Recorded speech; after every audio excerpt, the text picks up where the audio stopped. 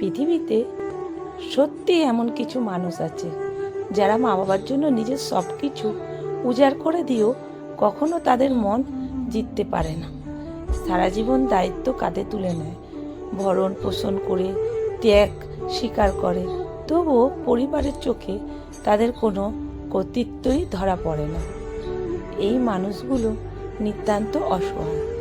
তারা মা বাবার জন্য নিজের সুখ, স্বপ্ন, ব্যক্তিগত জীবন পর্যন্ত বিসর্জন দেয়। কোনো প্রশংসার আশায় নয়, কোনো প্রাপ্তি লোভে নয়, শুধু এতটুকু প্রত্যাশা থাকে মা বাবার চোখে একটুখানি কৃতজ্ঞতা, সামান্য সহানুভূতি আর নিঃশব্দে ভালোবাসার এক ফোঁটা ছোঁয়া। এই চাওয়া কি খুব বেশি? দুঃখজনক হলেও এটাই সত্যি।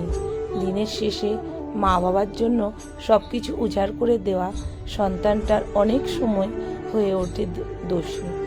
আর যে সন্তান দায়িত্ব এড়িয়ে চলে যায়, মা বাবার ভরণ পোষণের অনীহা, যে পাশে থাকে না, অদ্ভুতভাবে সেই সন্তানই হয়ে ওঠে সবচেয়ে প্রিয় সন্তানের শত দোষ তখন দোষ থাকে না।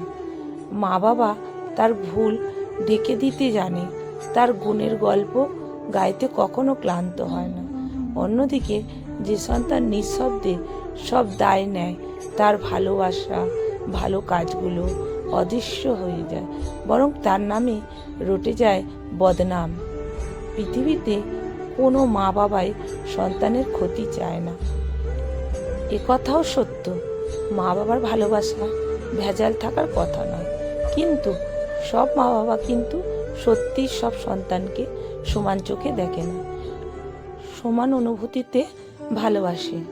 আমার মনে হয় না যে সন্তান কখনোই মা বাবার প্রিয় হতে পারে না, সে যতই তাদের খুশি রাখতে নিজের সবটা দিয়ে দিক না কেন, দিনের শেষে তারা কোনো নামই থাকে না। তার ত্যাগের গল্প শোনা তো দূরের কথা, কিছু মা বাবা তার বিরুদ্ধে কথা বলতেও দ্বিধা না করে, এমনকি সেই সন্তান জীবনসঙ্গীকেও তার সহজে গ্রহণ করতে পারে না। তবু আশ্চর্য এক সত্য আছে, মা বাবার কাছে কখনোই প্রিয় না হওয়া সন্তানেরা দায়িত্ব থেকে সরে দাঁড়ায় না, ভালোবাসা না পেলেও তারা কর্তব্যে ফাঁকি দেয় না, আজীবন আগলে রাখে। দেখো, ভালো করে সেবা করে যাও। তারা বিশ্বাস করে মানুষ না বুঝুক, সৃষ্টিকর্তা ঠিকই সব দেখছেন। লোক দেখাশোনা সেবা নয়, তারা নীরবে নিভৃতিতে পরম মমতায় মা বাবার পাশে থাকে। মৃত্যুর শয্যায়ও অবহেলা ছেড়ে যায় না, বরং সেই সময়টা সবচেয়ে বেশি যত্ন নেয় তারাই। সবচাইতে নির্মম বাস্তবটা হলো যে মা বাবা জীবদ্দশায় যে সন্তানকে সবচেয়ে কম ভালোবাসা দিয়েছিল, মৃত্যুকালে তাদের শেষ আশ্রয় স্থল হয়ে ঠিক সেই অপ্রিয় সন্তানের বুকে। লেখা মোহাম্মদ ফারাদ মিয়া, পাঠে অনিতা ভট্টাচার্য।